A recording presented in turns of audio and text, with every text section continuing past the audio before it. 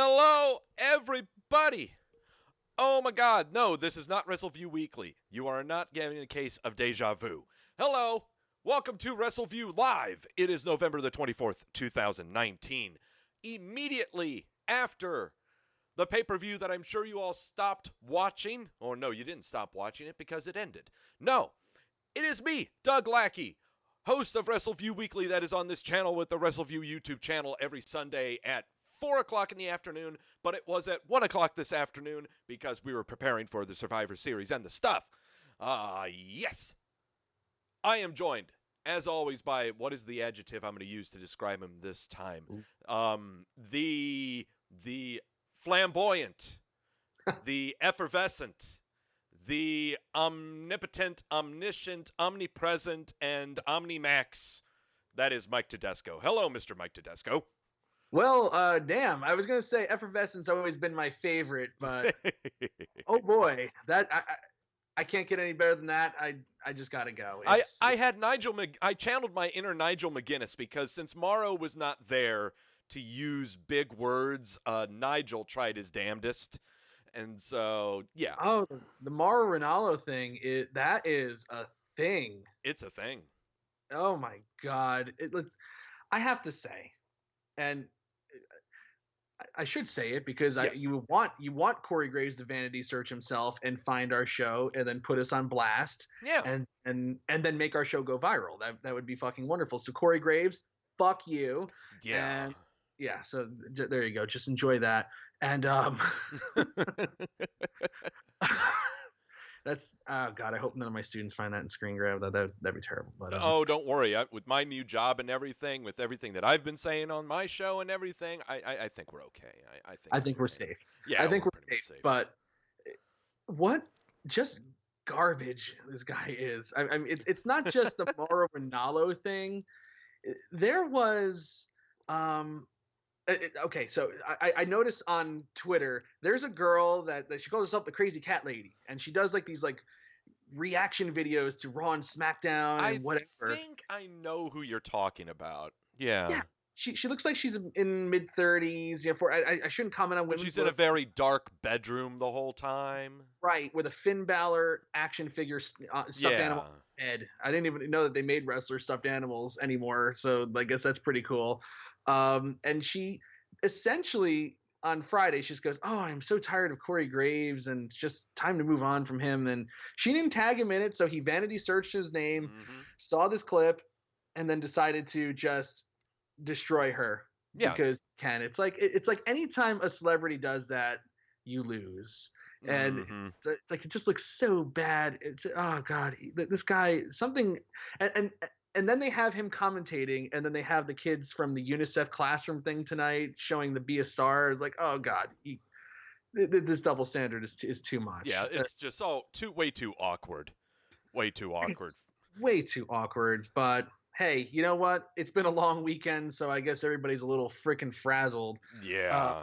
Man, this is the third show in Chicago that they did, and wow. They got one more to go. I can't imagine how asleep Raw is going to be tomorrow because, people barely made it through this show. And yeah. I mean, I guess we can blame it on, like, the fact that this show happened and what really happened. There was no stakes on the line at all. Like, what the fuck did we just watch? Other than just, I've got a lot of thoughts regarding this show and how it's always seems to be constructed for like the past 3 or 4 years with Survivor Series, and also kind of tags along with when we had bragging rights. Okay, so I got thoughts on that, but before we dip into it, I've got to do the usual thing with everyone in the chat room. Here we go. If you're in the chat room right now, say wee! If you're not in the chat room, tough shit. I can't do anything about that. Everyone, do it now. I saw Daniel. I saw Sweet Lewis, that sexy hunk of man meat. Who else is in there? Do it now. Jason O says, wee. Nafisa Dot says, wee. Oh, God, I'm cracking up. I'm hitting puberty. Billy Hefner's going, wee! Who else is in there? Michael. What's a Michael? No, you're supposed to say we. I don't care about your thoughts on Survivor Series 2016. What else is in there? Come on, you know who you are. Do an unnecessary moonsault spot. There's Mex Guy, wee! Come on, I'm giving you 3, 2, 1. Okay, that's enough of that. All right. All right. Well, Doug, let's talk about this show. I guess I should just give us the results real quick. Yeah, go right ahead. Yeah. Okay. So we have from the pre-show, Dolph Ziggler, Robert Roode from SmackDown picked up a win in some battle royal that was never advertised. No one knew about it. Yeah. Leo Rush beat Akira Tozawa and Kalisto I guess that was for the Cruiserweight Championship. So he retained the Cruiserweight title. So NXT has a win, SmackDown has a win. Viking Raiders then beat the New Day and the Undisputed Era in a Champions Triple Threat match. Yeah. So that was all on the pre-show. No one saw it. No. I definitely didn't see it. And I was really looking forward to that damn Viking Raiders, New Day, and Undisputed Era match. And oh well, what can you do? Yeah. But each show had one win coming into Survivor Series, and this time it counts. Unlike last year, the last time Primo Cologne was Primo and Epico, I guess, were really shown. Yeah. Was that match didn't count on the on the kickoff show. It didn't count towards the overall win total. Which, God, I can't even get that show last year was something else. Team NXT, Rhea Ripley, I'm not going to say their names. Fuck it. Team NXT, Team Raw defeated Team Raw and Team SmackDown in the Women's Survivor Series Triple Threat Elimination Match. 15 people in the ring. Oh boy. Roderick Strong defeated AJ Styles and Shinsuke Nakamura in a Champions Triple Threat. NXT now has 3 wins to Raw's 1 and SmackDown's 1. Adam Cole, whatever that means. Adam Cole defeated Pete Dunne to retain the NXT Championship. The Fiend Bray Wyatt, with his red lights and spooky gear, defeated Daniel Bryan, who brought back the Yes Chance, to retain the Universal Championship. Team SmackDown defeated Team Raw and Team NXT after Roman Reigns eliminated Keith Lee last. So SmackDown has 2 wins now. Ooh.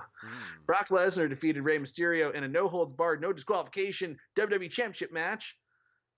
Isn't no-holds-barred and no disqualification like the... whatever. And Shayna Baszler defeated Becky Lynch and Bayley in a Champions Triple Threat match. NXT has 4 wins. SmackDown has 2. Raw has 1. And that main event was fucking dead. Oh, yes. And to the results that I know that you all care about the most, I went a incredibly disappointing 3-5 on the 8-match card. How many locks? 3 locks went bad. I picked Nakamura to win. Ooh. I picked New Day to win. And I have CJ Bowman to blame for this one.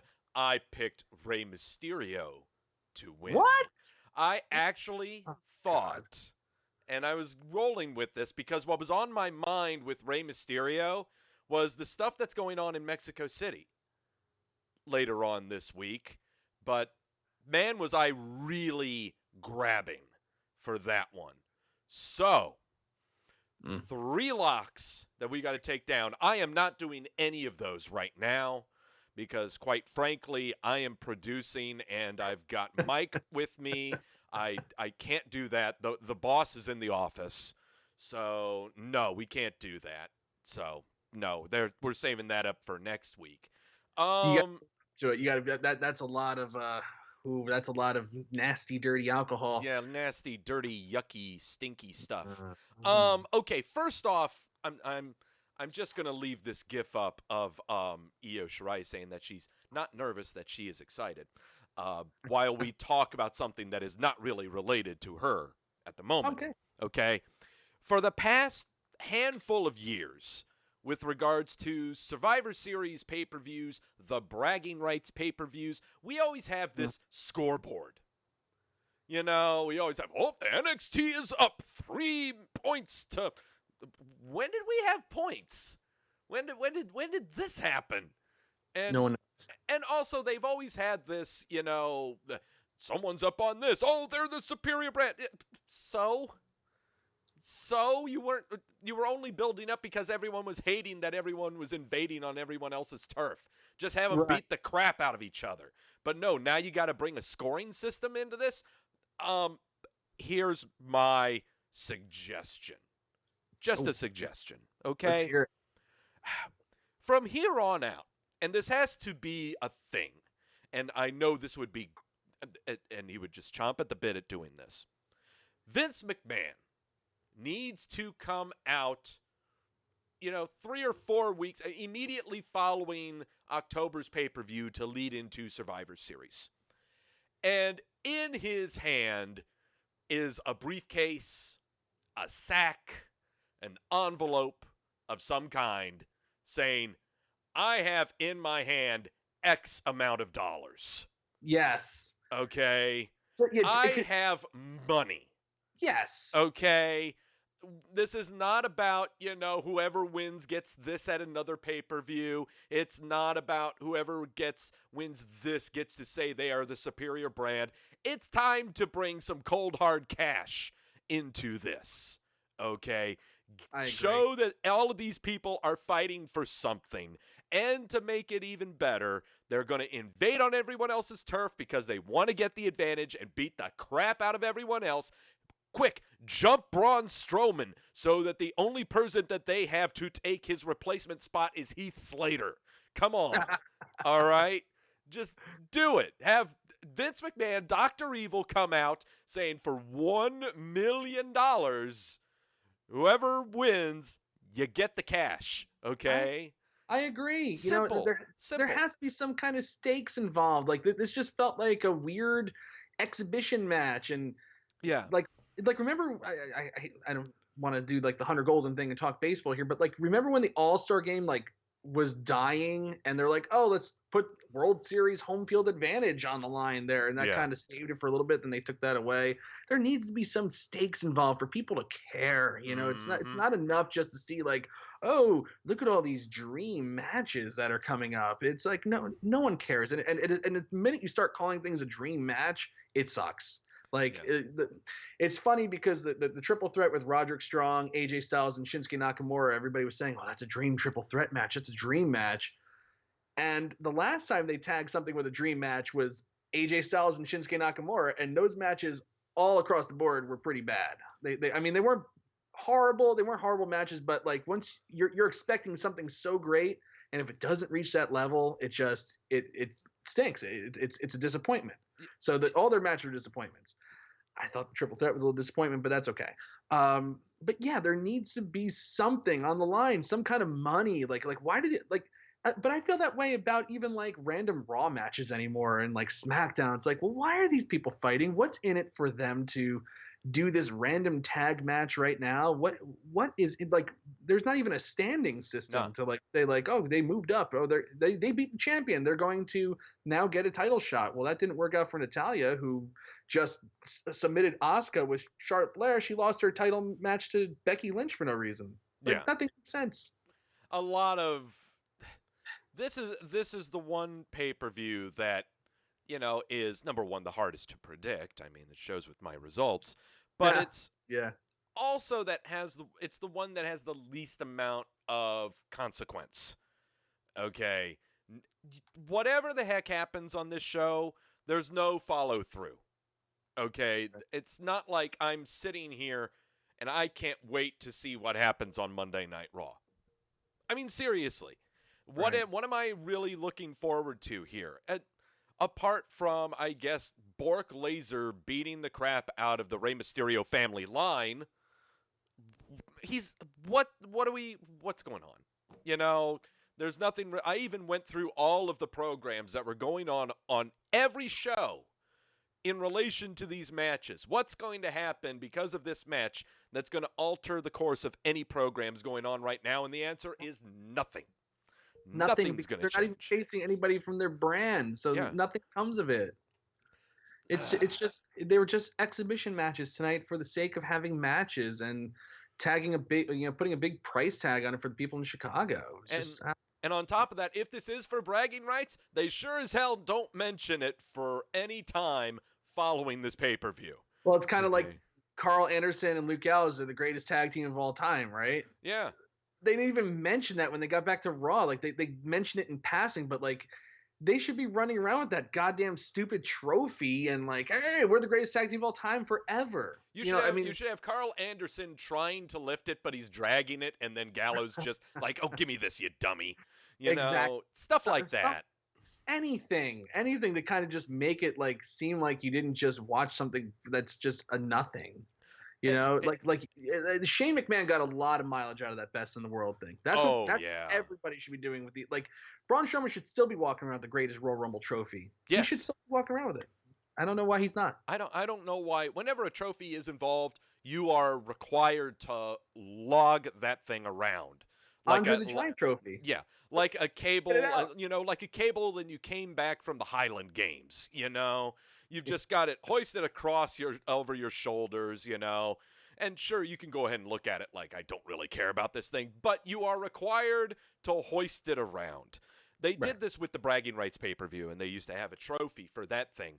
Oh, that lasted for only a week. After that, you never saw that damn thing ever again. And who the hell was going to carry that? It just sat out there. That's all it did, okay? So I really, really hope, and it won't happen, and that's okay, because, everything in life that just doesn't go how you want it to doesn't mean that it necessarily sucks. It doesn't mean that life sucks and everything is horrible because it doesn't happen the way you want it to. Well, there are some things that are like that, but professional wrestling is not one of those. Okay, so if McMahon does not offer up cash as an incentive for Survivor Series next year, that's okay. All right, right. But it would help. It would help, and it's just it's just the law of diminishing returns. Are people going to care about it like they did this year or whatever? Like now that they're going to be recycling this NXT Raw SmackDown thing, like it works for a year, but now you give it year 2 and nothing came from the first year. I don't know. Yeah. All right. So I got my rant out of the way. All right. Yes. Now it's time for the part that we usually like to do for this. Every podcast that recaps these pay-per-views always bitches about everything. Right. They bitch about something. Okay. And our show, yes, of course, it's no different. I just did it. I'm a victim of that. I'm not a victim of it. You guys are a victim of what I just did. So. But it is our requirement on this show to say something positive. There's got to be a positive from this show, okay?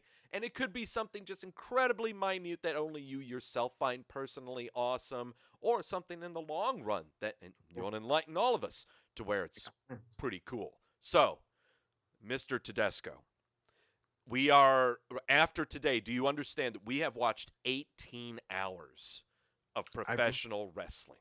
I've recapped it all. I've recapped every single WWE show this week. And we have another 3 to go.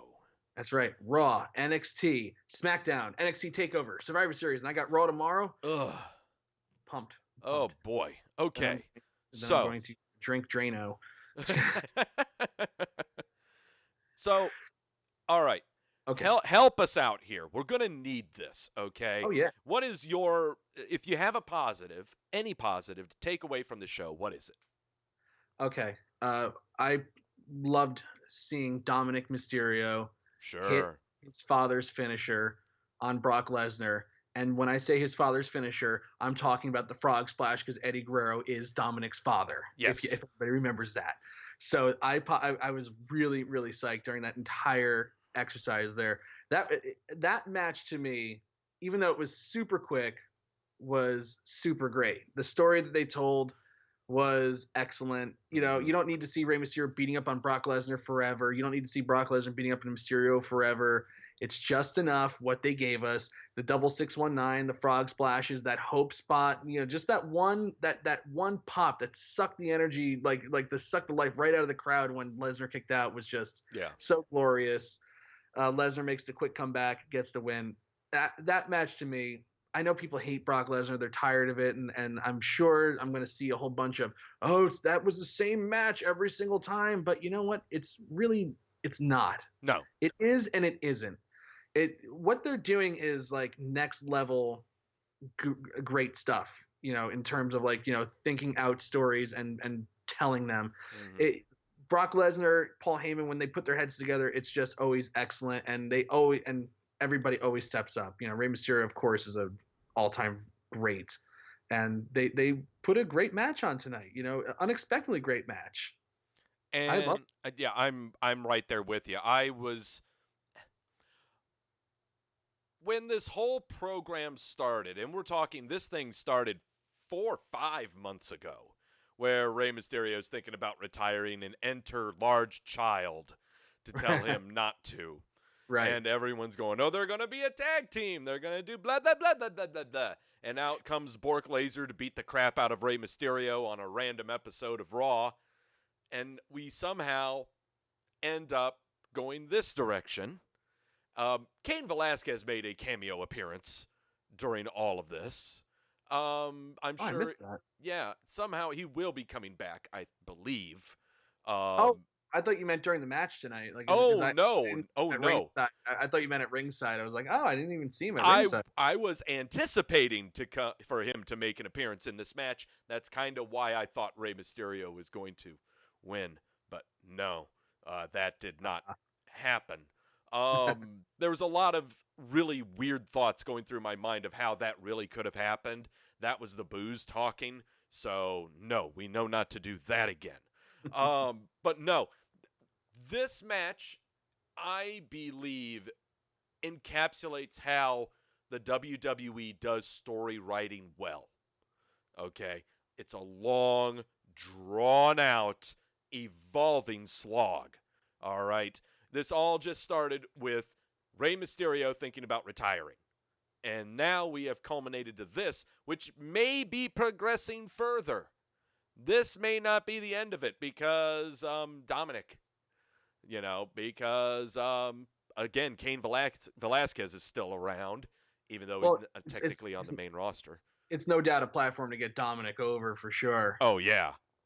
So this is not over by a long shot. This is 5 months. We are going to get into maybe a 7-month or 8-month program out of this guy. It's possible. It's very, very possible. I see a Kane Bork 2 at WrestleMania, possibly. I don't know. Oh, the first one was so underwhelming. I don't know. I know. It's probably, I don't know why I feel like it's going to be like Seth Rollins again or something like that. No. But I agree with you to a point that this is WWE storytelling done right. But and you're right. This was a very good story told, and they did a really nice job with Mysterio and teasing the retirement. I mean, the promo that he cut when he was going to retire a couple months ago, and then Dominic came up and they were crying. The crying. It was just like that's like just excellent. I mean, it's goofy, crying and wrestling. Like when Big Show does it, it's like, oh my god, it's fucking hilarious. But like there was some real emotion there, and it felt really raw. I can identify a small person crying. I cannot identify with someone who's larger than me crying. Right, about Triple H taking away his mortgage or something like that. Like, how the hell did that happen? Triple H bought his house. I don't know if he ever sold it back to him. It's like that's storytelling done wrong. Right. But it's, it really comes down to just one guy, controls the Lesnar storylines, or two in a sense. It's Paul Heyman always writing the Lesnar storylines, and Lesnar wields so much power that it's like, how can you say no? Like how can you say like, no, we're not going to do that? I mean, of course Vince can, but it's just really it's good because it's one person rather than like a bunch of people throwing ideas together and everybody's trying to get their stuff in, like that. Yeah. That's where like it falls off the tracks when you can just tell that something was overproduced, overthought. I thought when we talked on SummerSlam about what Bray Wyatt did as the Fiend when he debuted on that show, we were like, this is just really great stuff. It's just next level. This came out of the mind of Bray Wyatt. He conceptualized this. They helped him, and together with the WWE production prowess and Wyatt's creative genius, they came up with this great thing.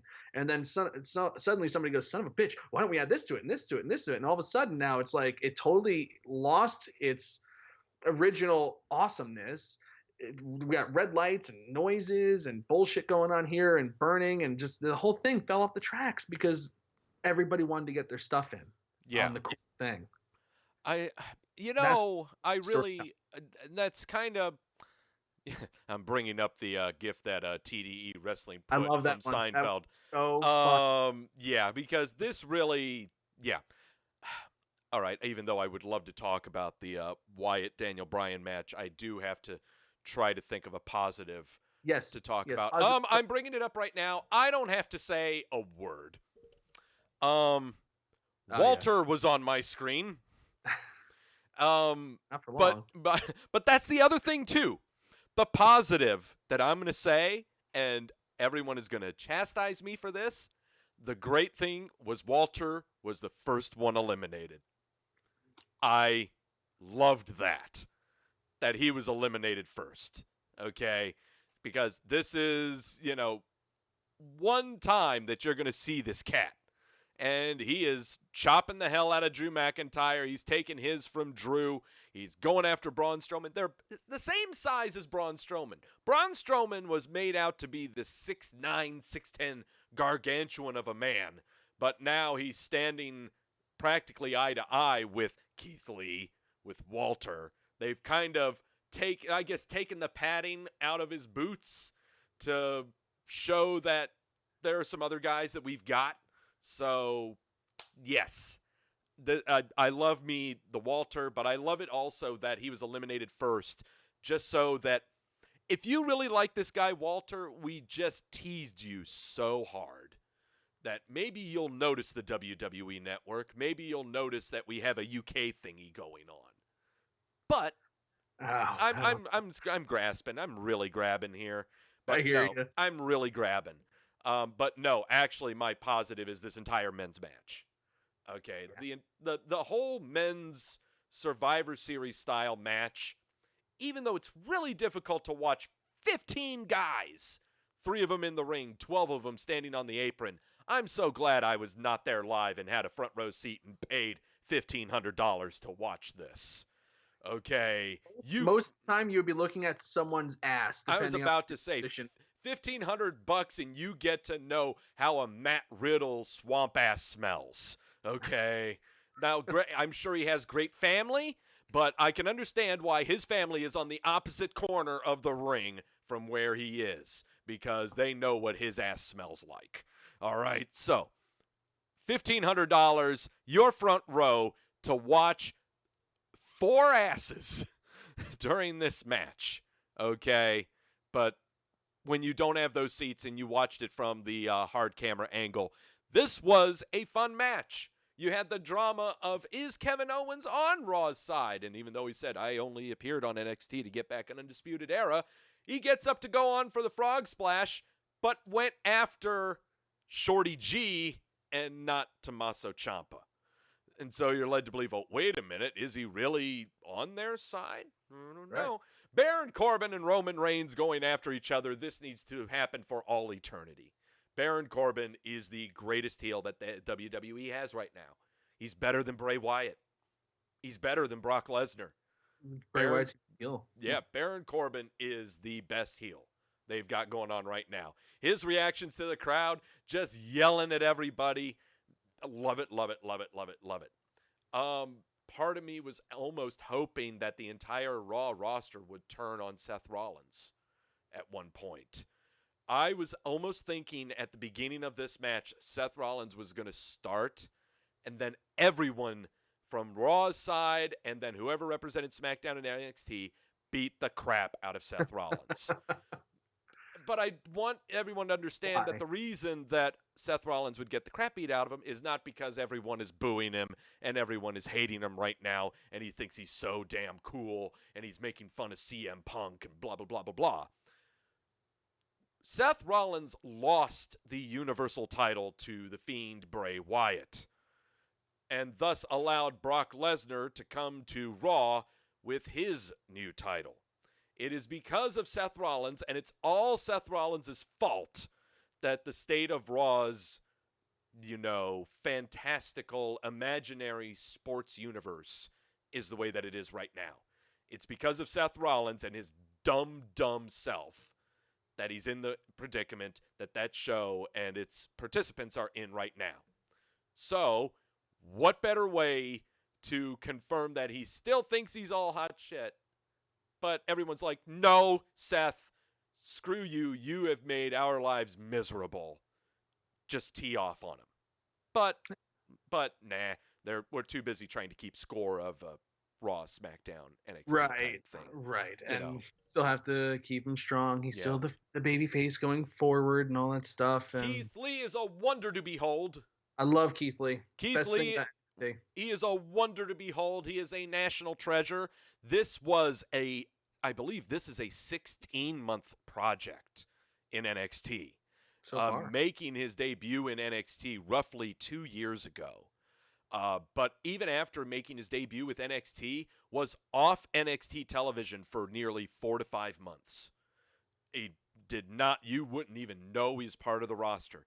Never really appeared on TakeOver at all. And so this was a big build to get Keith Lee to where he is right now, and it's paying off in dividends. In fact, I think this was his first TakeOver last night. Yes, it was. It was his first ever TakeOver. And that's amazing. It's amazing that they never put the Dijakovic match, like with Keith Lee and Dijakovic, on a TakeOver. I was like, I couldn't believe that. Oh, their matches they've had on NXT TV have been fantastic. Phenomenal. Those two knocking it out of the park. That's what hooked me into wanting to recap the show. I caught their match, and somebody told me to check it out. I checked it out. I was like, maybe this is not the worst way I can spend a Wednesday. Oh man, good stuff. Oh, very good stuff. Keith Lee is just phenomenal. Yeah. I would like a little less Spanish flies from the top ropes and more chunky crossbodies off the ropes. Yeah. Okay, that's what I want. Leapfrogs. Spanish flies, special occasions only. Moonsaults, go right ahead. I'm all for that. There's just a line, that we need to make sure not to cross. And the Spanish fly is one of them. I think it's one of the worst moves ever created. It's the dumbest, talk about something that takes you out. You can't suspend your disbelief for that. It's so dumb. Yeah. It's impossible. And when somebody like Keith Lee does it, it's just like, does he really need to be doing that every match? Right. That's always the question. It's like Brock Lesnar doing the shooting star. Yeah. Did it ever need to happen? It didn't need to. No. When it happened, it shouldn't have happened. It was just bad. Other things from that. Let me see. Matt Riddle is pretty entertaining when he's in the right crowd, I think. The only thing I just wish that would happen is I love, how he flicks off the flip-flops and everything, and sometimes the other performers grab it and toss it back or do something. At one point, I just want anyone, to grab one of those flip-flops and slap him over the head and cause a DQ. I gotta have that happen. That is such a MTV jackass thing to do. But I would just like to see that. But still, Matt Riddle, pretty entertaining and eliciting the Goldberg-like chants from the crowd. That's great for the Super Smarky. It really is. It was like when he first did the spear and the jackhammer on NXT, I was like, that was pretty funny. Yeah. Let me see. Randy Orton doing Randy Orton things. He's so good at doing the Randy Orton things, especially when Tomato Chomper was giving him the eyeball of like, you're about to do a Randy Orton thing, aren't you? Really good interactions between those two guys. Got, again, Baron Corbin just being Mustafa Ali.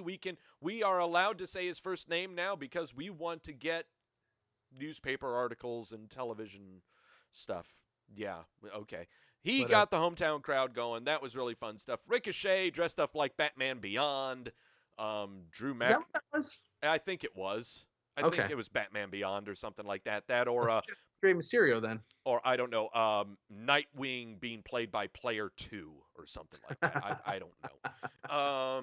Drew McIntyre doing Drew McIntyre things. I already mentioned Walter. Damian Priest. I'm glad he got a little bit of 2 minutes on this card in this match. The guy can throw a right hand. I like Damian Priest a lot. A product of the Monster Factory. Yeah. Really strong. I think he's got a great look. That's the kind of guy that Vince McMahon would see and just be like, I gotta have him on the roster right now. Yes. Yes. That guy is built for the main roster. Yeah. That or he's just looking at him to be an attraction. And I mean, he can look at him and go, okay, he's got the look. Yeah. He has a look. I've got to have him, you know? Oh, yeah. Other ones, who else was on this that I did not mention? And there must be a reason why I didn't mention them. Shorty G was on there. He had some nice little. Shorty G. Well, there's 15 guys, Doug. Jesus Christ, you can't remember them all? Well, God, I'm trying. God, Tomato, man. Well, Tomato Chomper. Yeah. Anyone on the Raw side? I think I covered everyone. Not everybody. Roman Reigns doing Roman Reigns things. You got that already. Yeah. Okay. Yeah, we're good. Okay. Not everybody. Yeah, we covered them all. Going back to that the Kevin Owens story, you know, that they left the door open for another NXT appearance from him too, because, I mean, if this match means anything and it carries over to, you know, farther than the end of tonight's show, if they do something tomorrow, yeah, like Ciampa's the one, you know, Owens gave him a reprieve, didn't hit him with the frog splash, and then Ciampa's the one who eliminates Owens. Yes. So there's a little something there. Yes, there is a lot of something there. Let me. No, it's good. No, it's good. It's good stuff. And the thing is, too, with this match, the men's match as a whole had its ebbs and flows, but the ebbs and flows were not so high and not so low. The match had a nice, even keel to it, to where you were not, you know, rising out of your seats and then you're spent and you're snoring. Okay. Right. As most Survivor Series matches can get, which is why we need to talk about the women's match. Yeah, that was immediate. That kicked off the show. That's immediately. I decided, like, as soon as I saw everybody just on the apron, I was like, 15 people is way too much for a Survivor Series match. It's way too much for any match, you know, any kind of tag team match. For how can you possibly care about all 15 people doing things in the ring at once? It's too much going on. It's like sensory overload. Yeah. If anything, like, you know, if you're going to change up the Survivor Series format, like, okay, we have to keep it traditional 5-on-5, but it's not traditional anymore because it's triple threat. So why don't we make it 3-on-3-on-3? You know, something. Just do 4-on-4-on-4. You could do 4-on-4-on-4, you know. Anything would have been an improvement, because I thought 5 was too much, where it was almost like someone's going to get lost in there. Not everybody should shine, and if you're given a finite amount of time to do your match, something eventually is going to have to be rushed. I felt that in the men's match too a little bit, but especially here, they're, you know, like, they were taking people out just pretending they were injured and stuff like that. You know, they just things just happened, and it just was like, what is going on here? It just felt a little messy to me. I hope that you were like me in that I am so glad that we've got Natalya, Sarah Logan, and Toni Storm in this match to really add to the drama of this match. Oh, yes. Because if it were not for those three to make this a 5-on-5-on-5, God, I would have been... Jesus Christ. Yes. Although I do have to say, I am not... obviously, I think anybody who watches the post-Raw show, anybody who's heard me talk with you on Wrestleview Live about it, I am not Natalya's biggest supporter. No, not at all. I'm just not. Yeah. And that's my personal choice. If you love Natalya, more power to you. Good for you. God bless. Yeah. She did have one good high spot in this tonight. Oh. When she signaled over to Bianca Belair and she goes, "Come on, bitch." It's just like, oh God, like, everything she does to, like, try to sound tough always comes off as so campy and phony. It's like, oh God, she stop. tries so hard. Well, imagine any Canadian saying that. I don't believe him.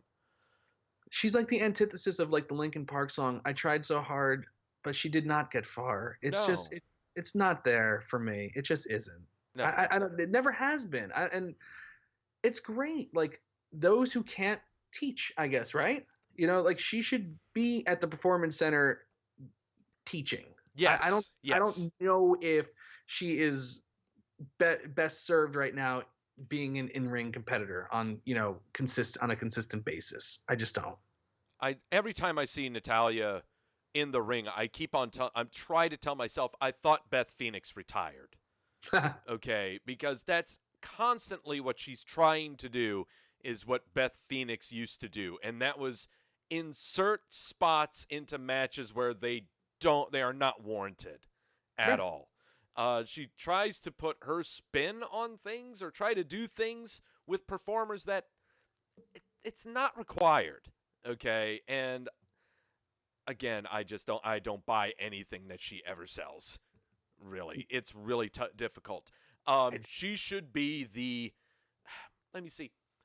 On NWA Power, you have Tim Storm, who is the grizzled veteran of 56 or 57 years old. Yeah. Okay, He looks great. and looks great for a guy approaching 60.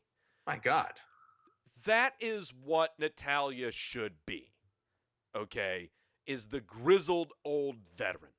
Okay, who just always say, I should lace him, I should put him up, or you can only do so much in the ring, and the stuff that she does, anyone could do, but she does it with a little more oomph, I guess, because you use your experience and stuff.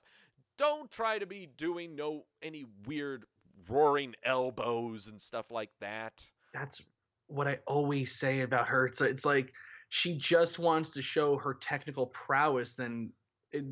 She's more interested in that than putting on a good match that makes sense. Yes. And a match that, for somebody who's supposed to be such an experienced veteran, part of like the point of wrestling matches is to kind of put it, as long as you're not facing a jobber, is to kind of put each other over. Yeah, you can't put somebody over when you're in the ring with like, okay, so let's say like when Kelly was around, Yeah. and Natalia would try to do like 15 butthole slams and whatever.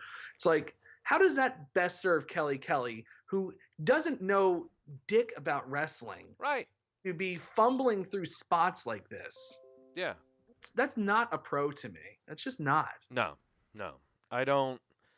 Again, whenever I see her, I keep thinking I thought Beth Phoenix retired, because that was the crap Beth Phoenix always pulled.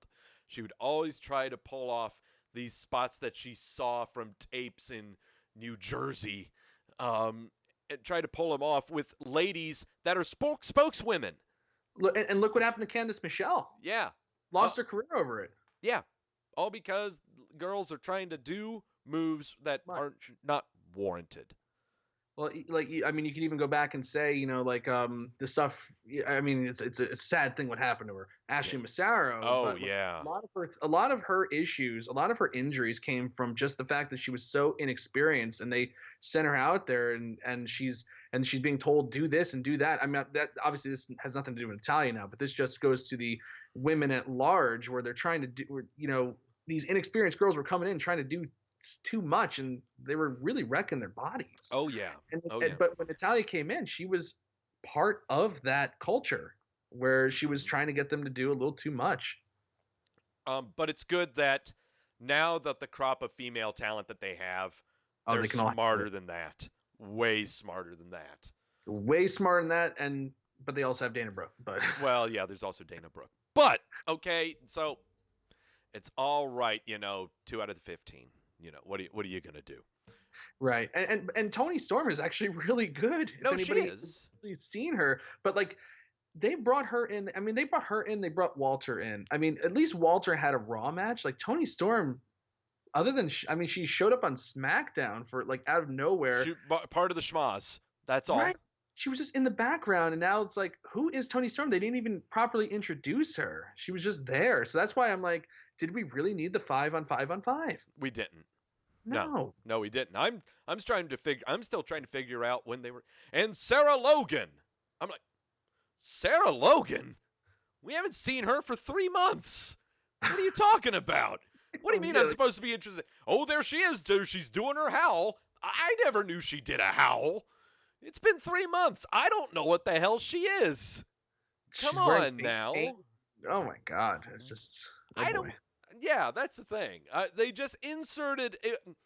This is what we call the cologne effect, to where we just insert people in just so that you're reminded that they exist. You know. Right. Except the Ascension. There's no place you can insert the Ascension in. There's no. Where have they been? They're gone. They have been on Twitter promoting comic books. That's the only activity that I have seen. We have not seen them since WrestleMania. Yeah. They might be the next on your milk jug. Oh yeah, well on the Hall of Fame. Yes, that's what I'm talking about. Yeah, Epico Cologne hit the Hall of Fame. He hit 1 year. The next one up is Primo. And he hits, I believe, the week or 2 weeks before WrestleMania. Really? Yeah. Really? Yeah, 2 weeks before WrestleMania he hits. What was his last appearance? His last appearance was with Sanity, where he was part of a security detail to keep Shane McMahon and The Miz apart from one another for the build for WrestleMania. Could you imagine, Doug, could you imagine leaving your house to fly to some arena to be part of a security detail, and that's the only thing they come up with for you in months? Yes. Yeah. Amazing. I mean, fucking props to him for just being like, yeah, sure, what the hell, they tell me to do something, I'll do it. Yeah, and the last time we saw him before that, was Survivor Series. Right. So it had been 4 months.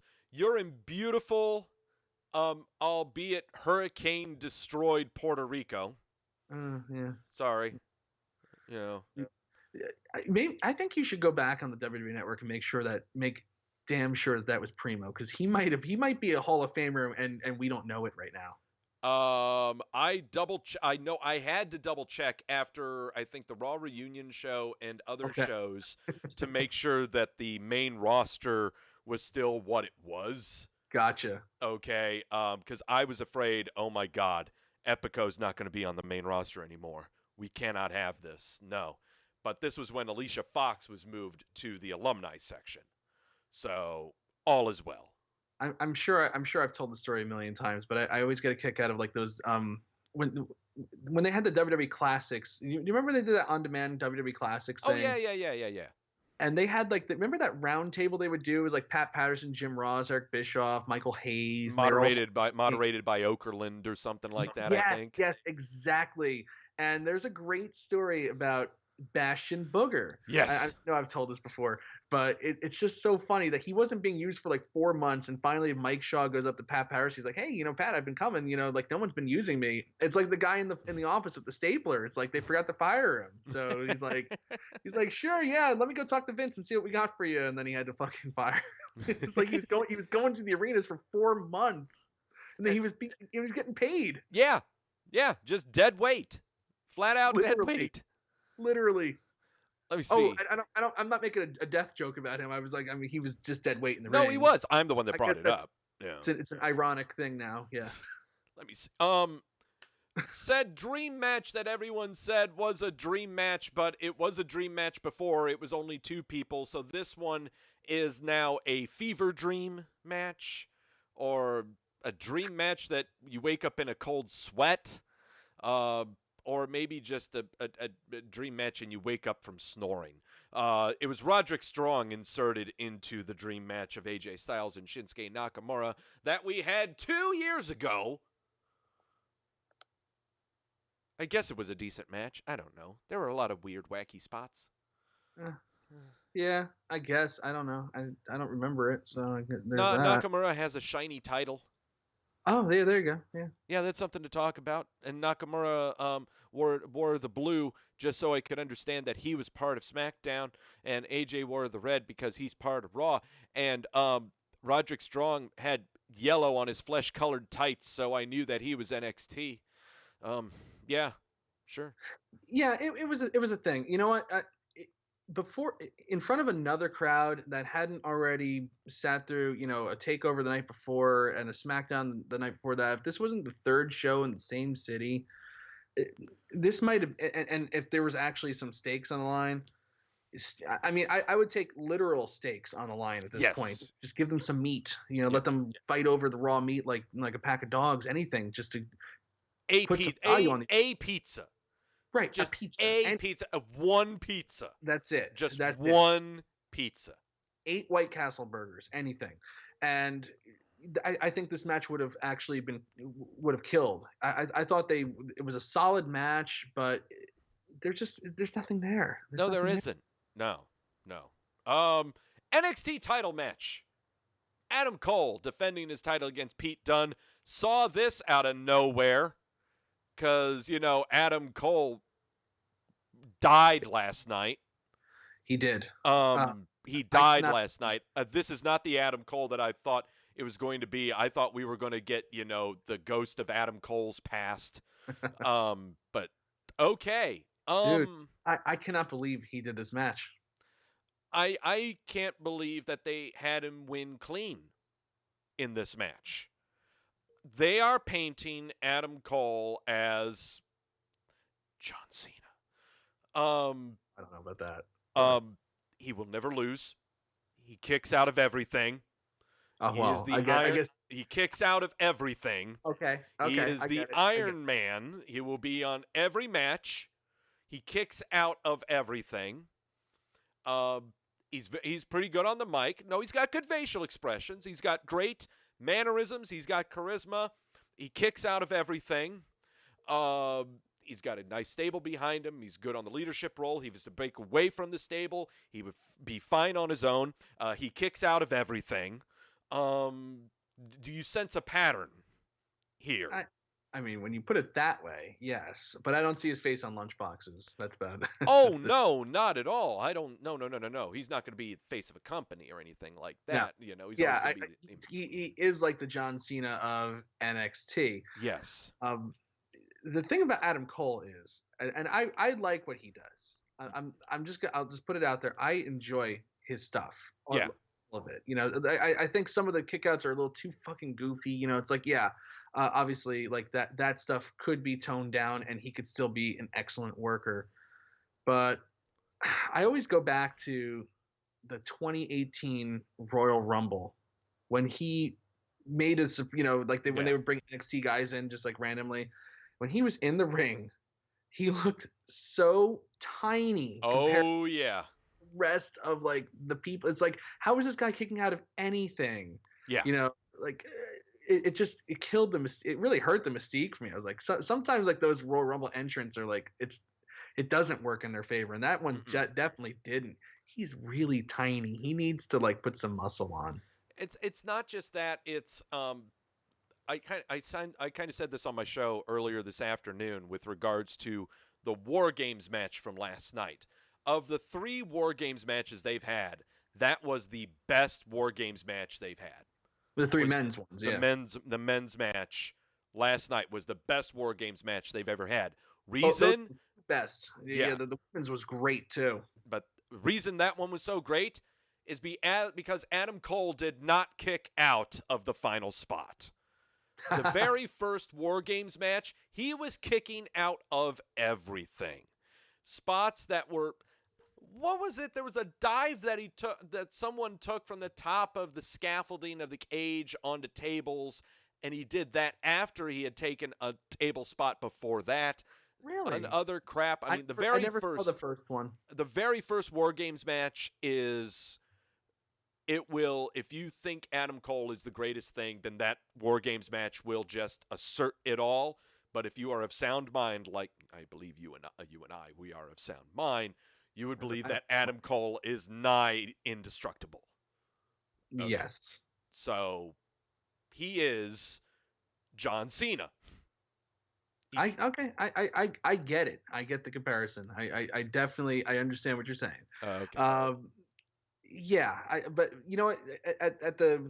For me with this match at like the base level though, is that like we know deep down that he's not John Cena and that this is a simulated fight, but still that bump off the top of the cage was absolutely hellacious. Yes. And the fact that he was able to get up and he's sore as hell and still put together a halfway decent, competent match. Actually, I thought the match was pretty damn good.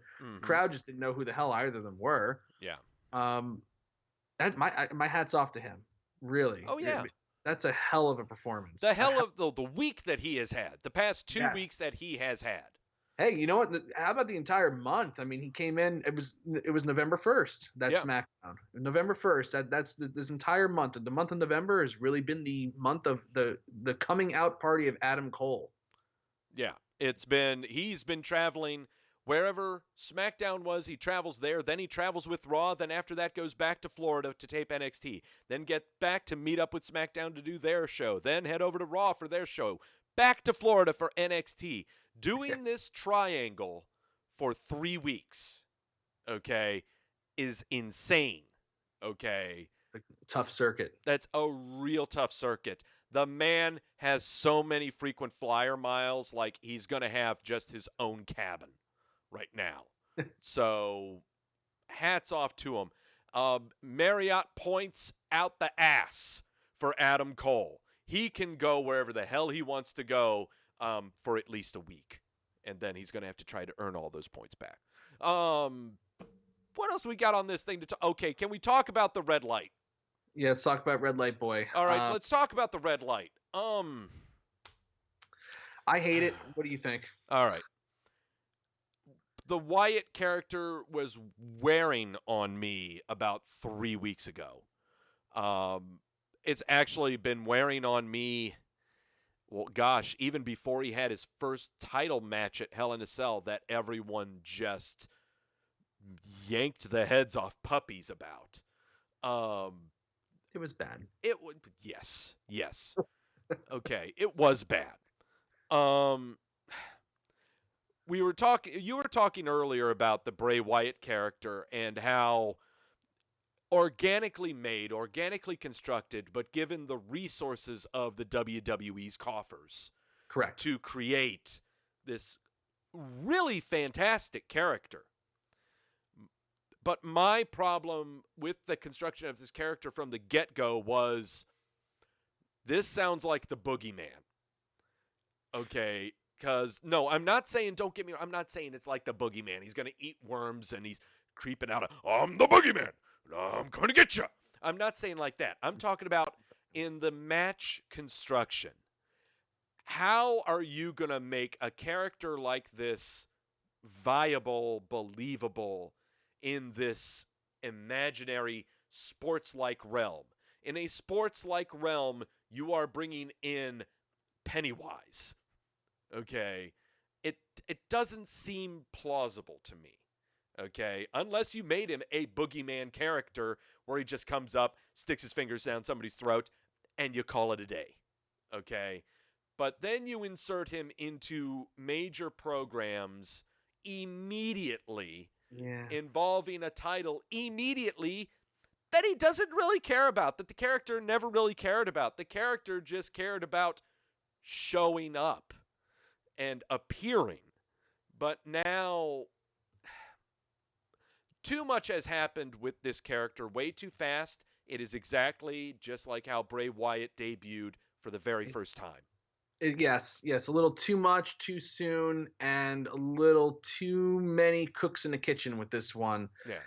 They what we saw at SummerSlam is not the same thing we got at Hell in a Cell. At SummerSlam, I mean, he ran over Balor, and that's exactly what you should do in a debut match. Obviously, with a character like this that was put over that strong, you want him to go and just run over the guy. Yeah. But it wasn't like at no point was it like, oh my God, this guy's supernatural, and oh my, look at him, he takes all this punishment and he keeps coming back. It's like, no, it was like Bray Wyatt was still human, but he tapped into this psyche, this part of his mind. It was next level thinking. It was next level storytelling, in a way that we haven't really truly seen, I don't think, ever in professional wrestling, that kind of next level storytelling, where it's just like this guy is in his mind. He tapped into that psyche that allows him to just fight, channel his anger all into his match, and it was like, okay, I can get behind that because there's a good story to tell there. There's a lot you can do with that. I mean, of course, it can also go off the rails and become the Kane story, where he had 10,000 different things happen to him, in his character development. But and then they send out at Hell in a Cell. Now he's a ghost, a specter. It's like Bray Wyatt no longer exists, and it's just this. He's literally an actual demon. It's just, it's brutal. Well, it's kind of like, actually, it's kind of ironic that he faced Finn Balor at SummerSlam, because that's the same shit that happens to Finn Balor when he puts the stupid paint on. It's like, oh, all of a sudden, scrawny little boy is indestructible. Come on, give me a break. Right. And no explanation, overproduced. And I just want to just finish off by saying this is probably the best match that the Fiend has had since they brought the red light in. Yeah. And that's not saying much. And that's the other thing too, is so much has been put into the Bray Wyatt, the Fiend character when it comes to the resources of the WWE's coffers. Not just the production value of the Firefly Funhouse segments. Not just, by God, to make his little lantern. That was cool. For the mask, for the new theme music, for everything they do with the lighting, all of these changes that they do for this one character is an awful lot that they do. Okay. The problem is they are way too deep into it. There is no way they can explain their way out of it. There's no way, unless in a match Bray does himself in somehow by mistake. Correct. That's the only way. That's the only way. Even with the red light, it's like, if they turn it off and just have and just go back to having the regular house lights, then it's like, oh, well, then we gave in to the criticism and the fans win. Now they'll complain about everything and try to, if we do it here, we have to do it everywhere. But you tap on the psychological aspects that a Bray Wyatt match would have. To me, I think the Bray Wyatt, his best match he ever had was against John Cena at WrestleMania. I think his match with Cena at WrestleMania was one of the best he's ever had, just because it told the story of trying to turn John Cena to the dark side. Right. The whole match was getting inside Cena's noodle and just making him snap and crack and trying to get John Cena to use a chair when he never really needed to. Which isn't that the entire point of the Bray Wyatt character? They told it, and the story finished right there, and then he existed for another 3 years. Yeah, pretty much. Right now, the WWE has dug themselves into a very, very deep hole with this character. The only way that they can get out of this is if the Bray Wyatt character itself makes a mistake in the match. How? I don't know. The guy gets up from everything. I thought Adam Cole was John Cena. What the hell is this guy? So, well, I mean, Seth Rollins came out of that feud significantly weaker. I mean, 11 stomps or whatever the number was. I can't even remember what it was, but just getting up after stomp after it's. How does that help anybody? That goes back to the Natalia thing. It's like, how does this help both people in the match? It doesn't. It just doesn't. No. And just as much as it's the WWE's fault for putting too many cooks in the broth, too many cooks spoiling this broth. Yeah. Sometimes the guy who wrote the recipe is just as bad. Okay. Let's go ahead and face this too. Do you think Bray Wyatt actually thought that, you know what, I'm going to make this character, and one of the aspects that was in his mind is, oh, and by the way, he cannot be pinned. He cannot be beaten. You telling me you're thinking of a character that does not have a weakness? Well, I mean, I think deep down we all want that for ourselves. It's like, every now and then you want to turn up all of the, power functions on MLB The Show and just crank home runs out all the time. But eventually that gets old. Like somebody has to rein you in. It's like, somebody should say, no, that's not, like, it's a cool idea to a point, but how do you lose? We have to tell a story here. How does that story end? You should work backwards and than thinking ahead. I mean, this almost sounds like to me like someone writing for an episode of, I don't know, like writing for an old western in the 1960s of Bonanza, and the guy writes in a character that he's wearing a Gundam suit. Okay, it seems so out of place what this character is in this fantasy sports realm that is professional wrestling. Yeah. Okay. The character that he has devised is great. It's got a fantastic backstory. Even this repackaging, the original Bray Wyatt that he came up with, is a fantastic character. It is not made for professional wrestling. It really isn't. This is made for a novel. This is made for a graphic novel. This is made for his own television show, his own movie of some kind. This is not the place for it. Okay, I guess, is what I'm saying. And also, I highly encourage what TDE Wrestling did in this gift that I've been showing for a very long time. Let's just have some blue lights and alter the effects a little bit. You know, it's a lot more calming, a lot more soothing. It's a lot easier on the eyes.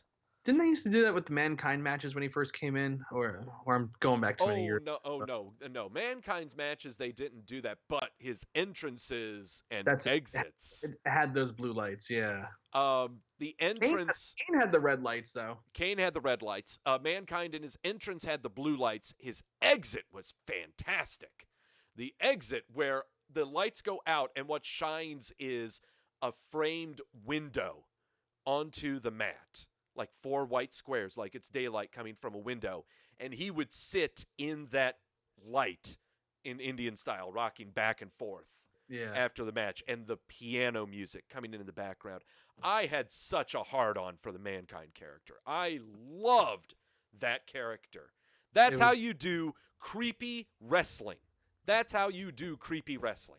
And I take it back. Actually, the psychological aspects were definitely present in the Mankind character as well.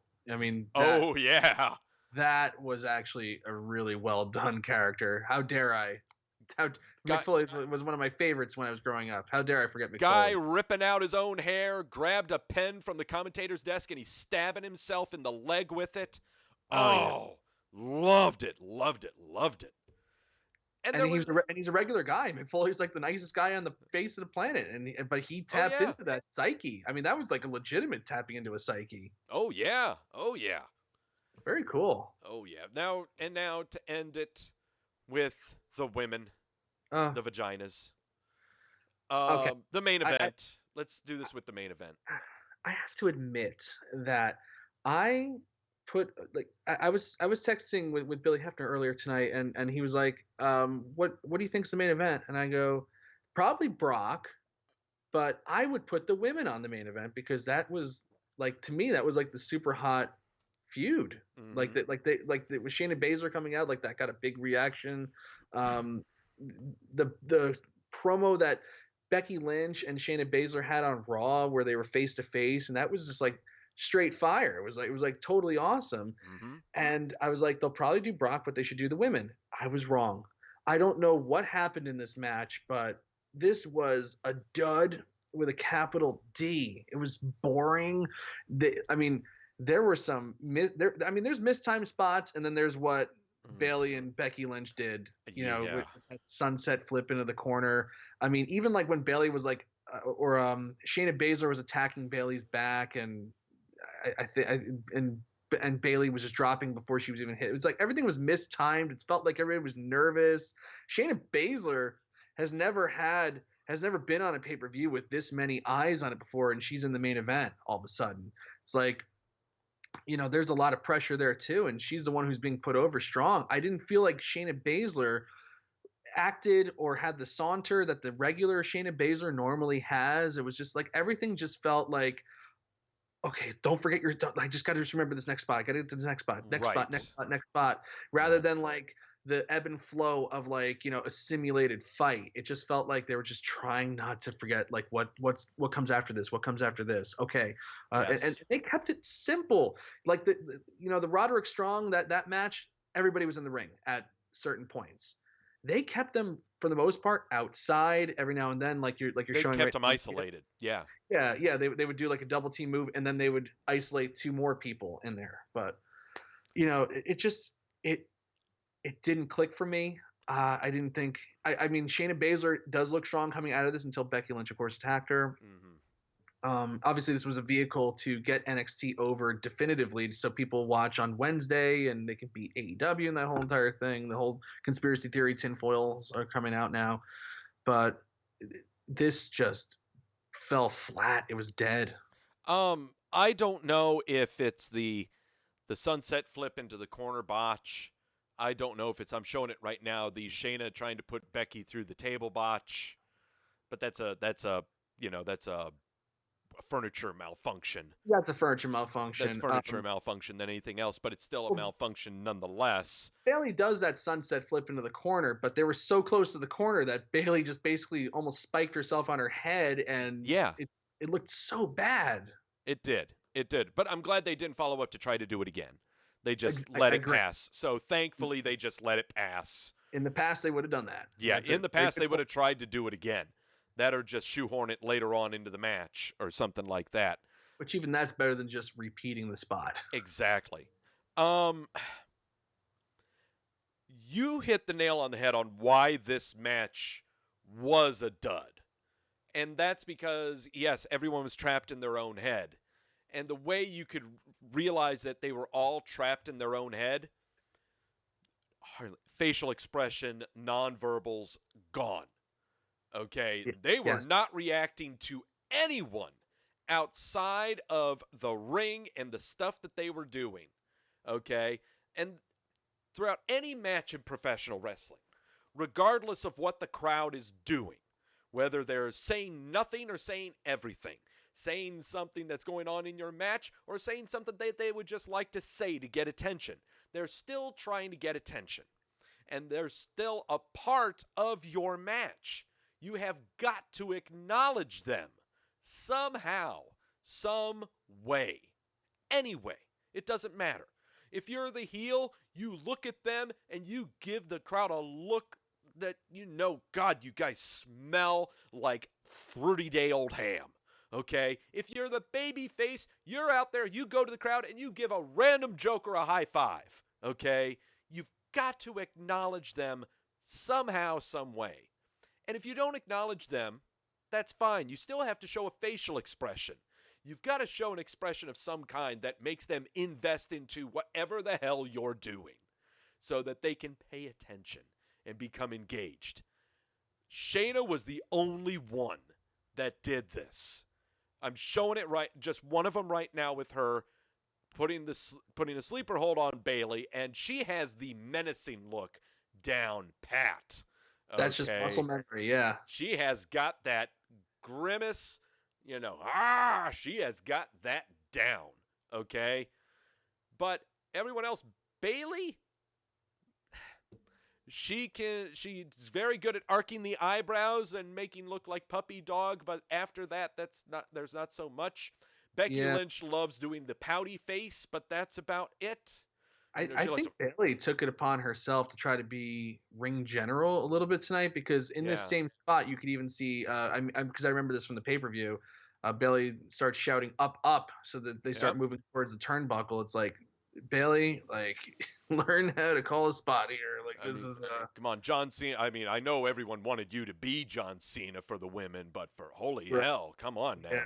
And there are also some spots that, come on, do we really need Becky Lynch to do the inverted and regular DDT and have the 2 years of pause while you have them held to do it? That's a prime example of what I'm talking about, just looking for spot after spot. It's like she's looking at her to come at her. Yes.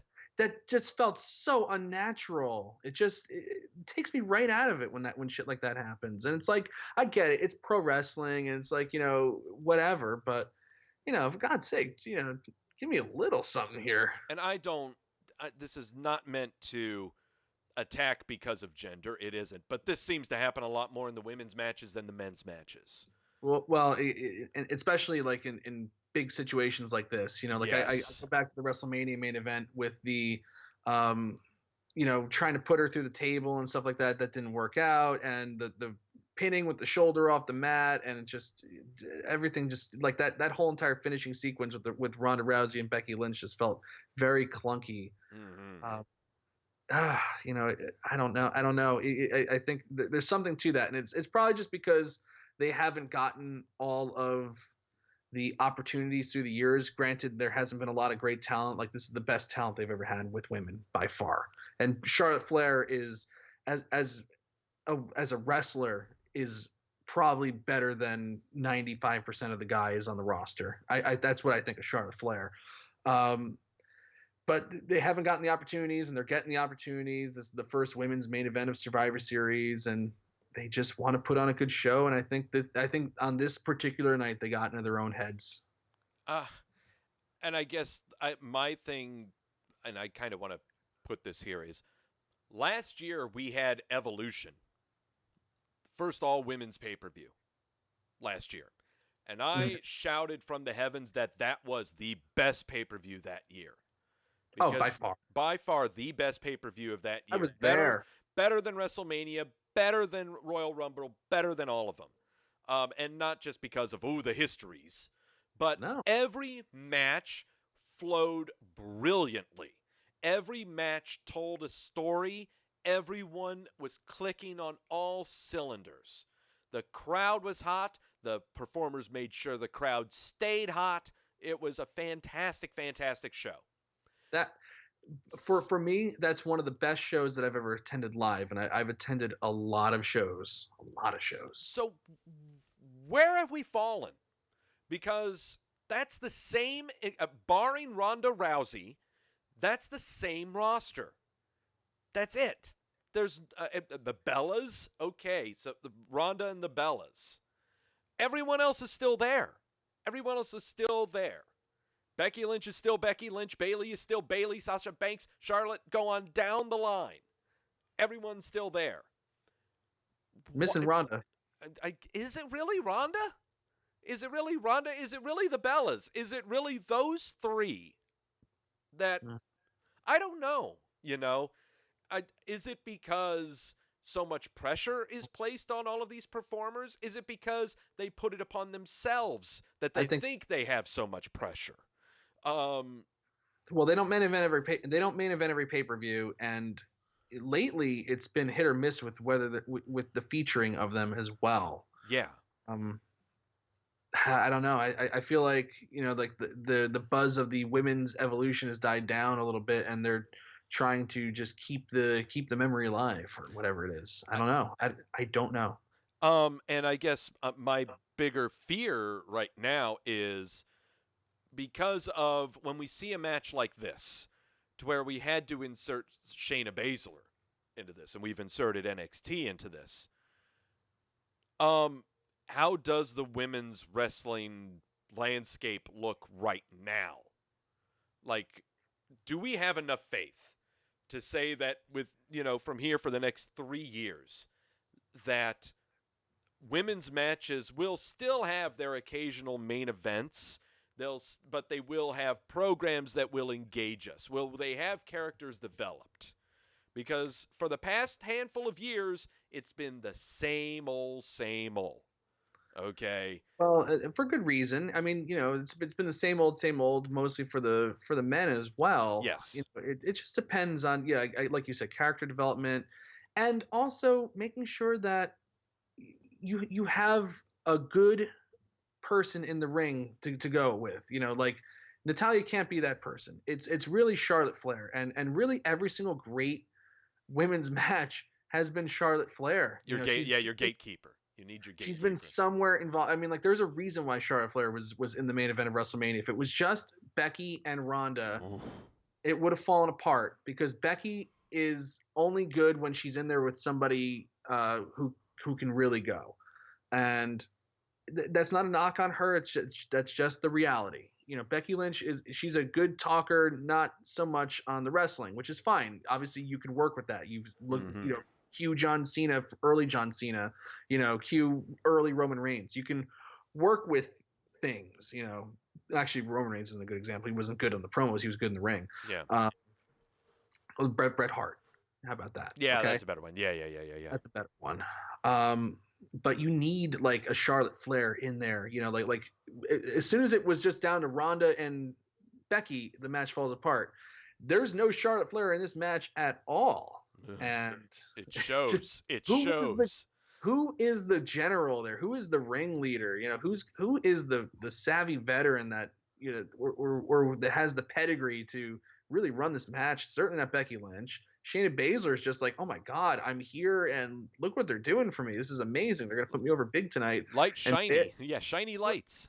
Right. And Bayley is like, I'm trying to get over this new character and be a heel, and I was never really that good. Bayley's not that good either. So maybe it was Becky Lynch that was trying to call this thing. Who knows? I don't know, but it just fell apart. It fell apart, and like I think about the TLC main event last year. I think Charlotte Flair was there. That was a good match. Mm-hmm. Becky Lynch versus Charlotte Flair from Evolution was a phenomenal match. Oh yeah. And you watch that, it's like a masterclass from like Charlotte Flair. She's excellent. Every single big situation with the women, Charlotte Flair's there, and I think they need to stay with that formula. I think she needs to step up her role a little bit again. Yeah, and at the same time, it's I think there needs to be a shuffling of a shuffling is not a shuffling of sending people to different shows is what I'm not really what I'm talking about here. It's time to realize the resources that we have on both shows and try to use them. And I'm not saying, oh, give them their dues, they're being underutilized. No, I'm saying just do it. Just put them on for a match, but don't make it a convoluted tag team match to where we're trying to show off 3 or 4 people at the same time so that you can't really focus on one person or one segment or one spot. Let's get some regular singles matches going on here. I mentioned it before. This is the first time I've seen Sarah Logan in 3 months, and you're trying to confirm to me what her character does? Come on. You had to have had her on TV for way more than that for me to know what the hell she's doing there that's not wrestling related. Okay? Got it. Yeah.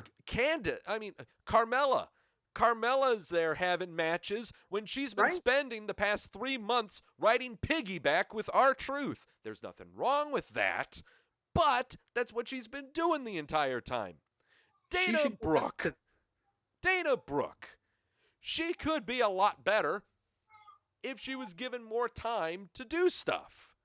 Okay. I agree. I know. Seriously. I'm sorry, I'm arguing with your child.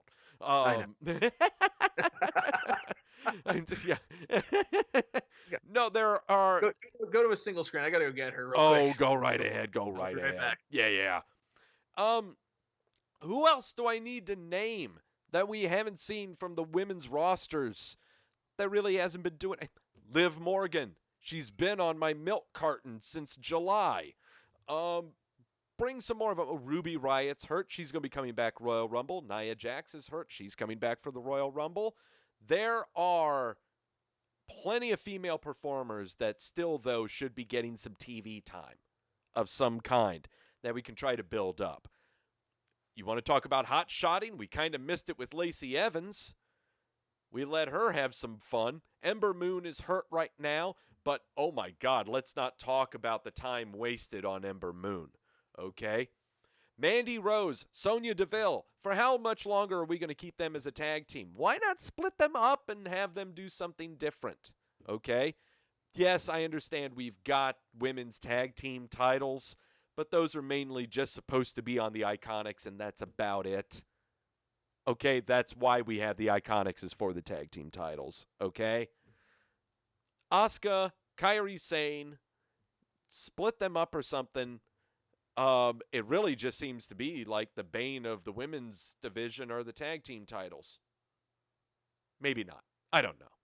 Maybe I'm thinking too much on those things. The tag team titles don't need to exist at all. I think they should be disintegrated. If they do dissolved. exist, they should only be given to the Iconics, and that's the only reason the Iconics be on TV, is they could say they are champions, and they never defend them.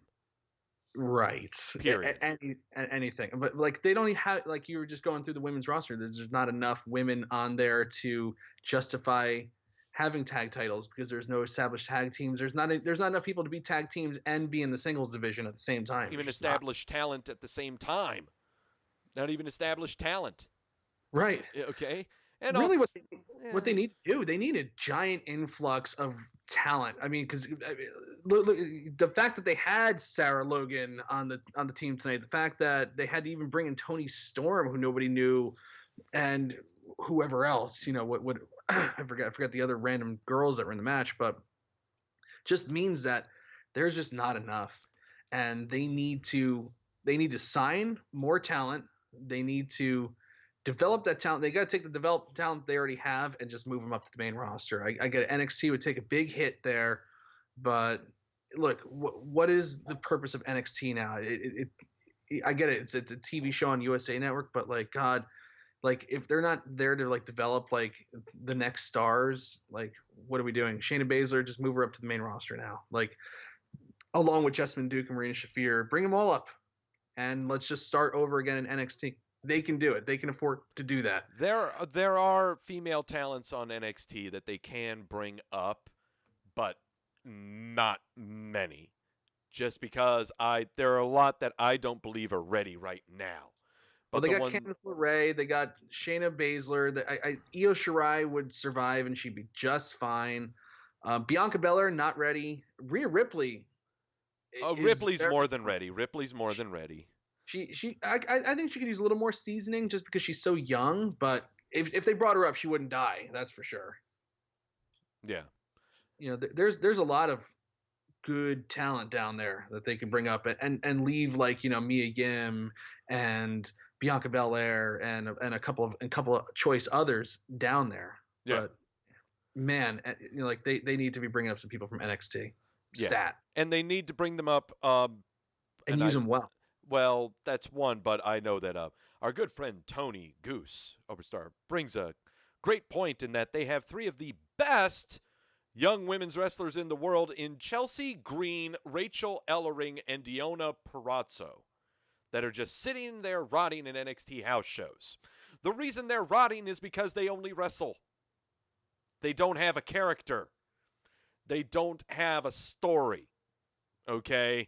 That's why. And you also have to learn the WWE style. That's always the reason why. Like they have Austin Theory from Evolve, on the NXT loop too.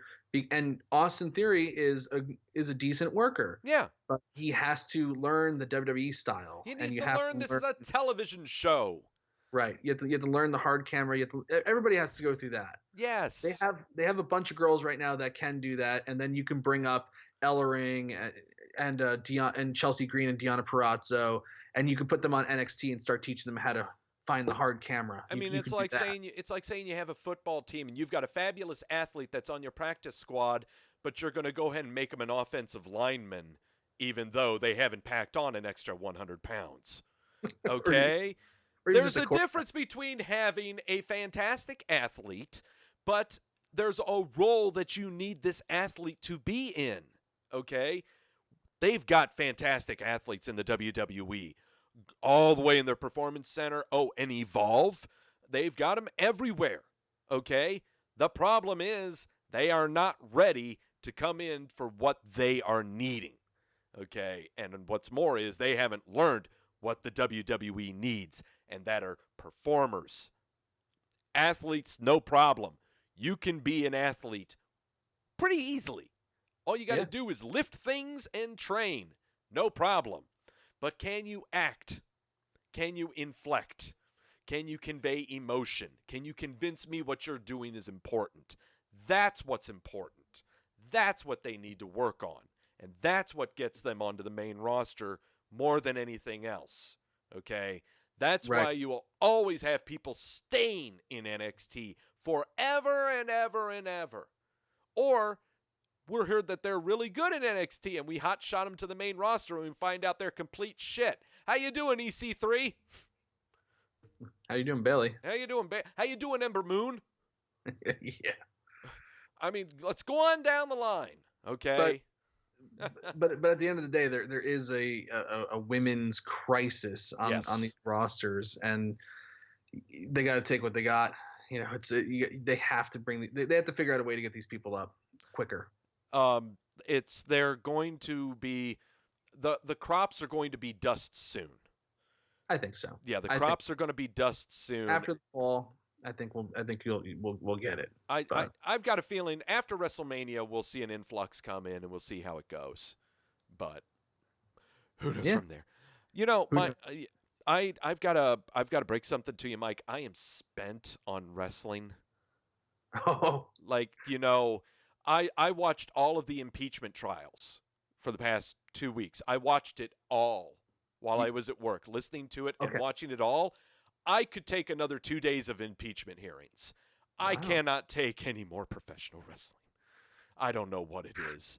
18 hours is a lot, and there's 3 more to go tomorrow. Yeah. Oh boy, it kind of wears on you, you know. It does. It does. I totally get that. Yeah, I've been watching every second and recapping. It's, you know, for this entire week. It's been a long week, and I could definitely use a break from it, but I'm not afforded that luxury, unfortunately. But we'll figure it out. Thanksgiving's coming up. Thanksgiving times. And we have a little bit to breathe. Yes. And the TLC times is coming up. The TLC times, what is that? How many week builds are we looking at? That 3 weeks? I think about 3 weeks. I think it's December 15th, I believe the date was. Yeah, we're looking at a 3 week. Is that 3 week or is that it? No, it's a 3 week build. It's a 3 week build. It's a 3 week build. Oh, that's good. Yeah, that's good. And then it's like the Christmas break, you know, kind of give you time to recharge. January is all about Royal Rumble, and hey, we're good to go again. Yeah, we'll be fine. Royal Rumble times is when we'll feel together as one. Yeah, because I mean, like last year was a beautiful thing, because I think Raw and SmackDown, they fell either. I think they're both on New Year's, Christmas Eve and New Year's Eve. Yep. I didn't recap either of those 2 Raws. I didn't do a post Raw, so I kind of really just took a break from wrestling for about 2-3 weeks, and it was just absolutely glorious. When I got back to it in January, it was like, unfortunately, I think like the first Raw was like Mean Gene Okerlund died, so that was kind of a bummer. Oh yeah. But man, I was just psyched to be watching wrestling again. I need that again. I need to take a little break. They're doing, I think, 2 or 3 weeks straight of pre-tapings. Yes, I believe is what they're doing. 2 weeks. Yeah. Yeah, they're doing 2 weeks worth of pre-tapings, which will be just in Iowa. Oh, and of all the places that you want to record 2 weeks of television, Iowa is where you're going. People who watch corn grow, so yes, they could definitely sit through 5 hours of Raw. There's no doubt. Hotbed of professional wrestling. You want a hot crowd, you go to Iowa. Hey, they pick all of our presidents, apparently, right? Oh. They spend 2 years in Iowa and then like running through the rest of the country. It's like crazy. I don't understand that. I don't get it either. Check this out real quick in this GIF. I just noticed this. Oh yeah. Talk about like trying to remember your spots. Yeah. Look at Shayna Baszler just edge off that. That's why I'm leaving that there. You know, it's not inconspicuous at all, is it? No. God, beautiful camera angle, and Becky Lynch with the unnecessary T-pose. Yeah. If you could do that, why couldn't you just roll off the table and avoid that? It's just dumb. Yes. Anyway, Doug, this was a great conversation. Actually, I really enjoyed this. I enjoyed this, I think, more than Survivor Series. So I think we needed a rant. We needed to rant about things. It's very cathartic. I feel very cleansed, and I'll have another hour or so to get cleansed tomorrow on my post Raw show. But, there we go. Oh yeah, you do a show about Raw that happens tomorrow night, don't you? Why don't you tell those people about that thing? It's definitely a show. I've been doing it on my own lately. I mean, you heard the little baby in the background. Victoria is tending to baby right now. But yeah, I recap Raw every week, and then I go on afterwards, and bad or good, I talk about it even more. So I'll be doing that again tomorrow as a kind of cap off to this long Survivor Series weekend. Yes. Yeah, and it's fun. I think this is my 61st show coming up. I believe we're going to try to get a special guest star for Raw post Raw number 69. And Daniel Shell's spoiling it in the bottom, little bastard. But you get it. It's okay. Our fans don't read anyway. They're fine. Oh, by the way, I'm going to interrupt you because people were asking, what did everyone think of Survivor Series? I'm giving it a thumbs down. How about you? Me, I give it a thumbs down just because I just felt like, other than the Lesnar Mysterio match, I felt like just nothing was accomplished. I gotcha. Survey says 53% gave it a thumbs up. Wow. 48% a thumbs down. Very fascinating. How many votes we have right now? 160. Okay. Right, so 160 votes. That could change. Those numbers are flexible for right now. That I mean, if it was like 90% thumbs up, it's like, I didn't change it. But that's been back and forth all night, it looks like. Let's see. Let's go and reload this here. Now we're at 53-47 up to down. It's now 159 votes because someone said, oh, shit, they found out I voted thumbs up. So, yeah. It's the illegal voting. The illegal voting that happens everywhere. It's rampant, even on Twitter. Yeah. That's my thumbs up for Trump. I can't really do it. I just know that he just likes saying words. He does. That's all I know is he just loves words. It's like a 2-man podcast in one body. Chris Villarreal actually makes a good point here, real quick. Just to cap this off, I did catch a little bit of the Steve Austin interview with Undertaker. Yeah. Setting up for this. God damn, that's good. Go watch that. That's a good palate cleanser right there. There's been a lot of stuff on the network that have been really good palate cleansers lately. The Chronicle thing they did on Sting's last match with Seth Rollins. That was good. Great production, great everything with that. There's been a lot of great stuff that they've been putting out on the WWE network. Should really, really check it out. I really love it when they do their 365 series where they're following a performer for an entire year, but it's going to be a while until we see one of those, I'm sure. Yeah, I think so. They're probably filming it right now. We don't even know. Yeah, probably. But catch Mike and other people that might be showing up. Don't pay attention to what the dum-dums are saying in the chat room. It's just going to be him. No one else is going to show up talking about Raw afterwards on the thing. And me, you can catch me here next Sunday, 4 o'clock in the afternoon, to talk about, oh, God, who the hell knows what I'm going to be talking about. It's going to be wrestling related. It's going to have to do with a lot of headlines. If you have graphics regarding Epico Cologne joining the WWE Milk Carton Hall of Fame, please send them to me in some way, shape, or form. You know where to find me. It's on the Twitter, @DougWrestleview. We can do it that way. Thank you, everyone, for staying up so late to join us in our catharticism. I think that's a word. We'll make it a word for tonight. It's working for tonight. China. China. Bigly. Yes, that's going to do it for the show. Thank you guys so much for stopping by. I already said that. I am not going to repeat everyone who's in the chat room. You don't deserve it. No, I'm kidding. You are all great people. I'm kidding again.